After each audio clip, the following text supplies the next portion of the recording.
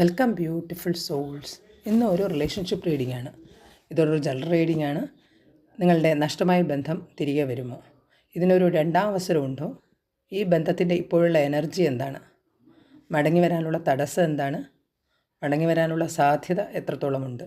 ഈ ബന്ധത്തിൻ്റെ ഭാവി എന്താണ്? ഇതൊരു പിൻവാങ്ങലിനെയാണ് സൂചിപ്പിക്കുന്നത്. മാനസിക ശക്തിയും വ്യക്തതയും വീണ്ടെടുക്കുന്നതിനായി ഉള്ള ഒരു ഇടവേളയാണ് എടുക്കുന്നതായാണ് ഇത് സൂചിപ്പിക്കുന്നത്. മടങ്ങി വരാനുള്ള തടസ്സമായി കാണുന്നത് ഹൃദയത്തിനേറ്റ മുറിവാണ്. ഈ റിലേഷൻഷിപ്പിൽ നിന്ന് ദുസ്സഹമായ ഒരു ദുഃഖം ഉണ്ടായിട്ടുണ്ട്. അതാണ് ഈ ബന്ധത്തിന് തടസ്സമായി നിൽക്കുന്നത്.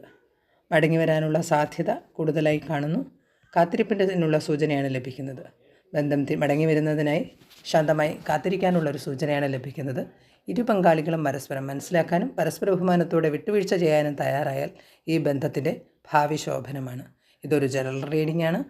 ഒരു പേഴ്സണൽ റീഡിംഗ് നിങ്ങൾക്ക് ആവശ്യമാണെങ്കിൽ സ്ക്രീനിൽ കാണുന്ന നമ്പറിൽ വാട്സപ്പ് ചെയ്യാവുന്നതാണ്.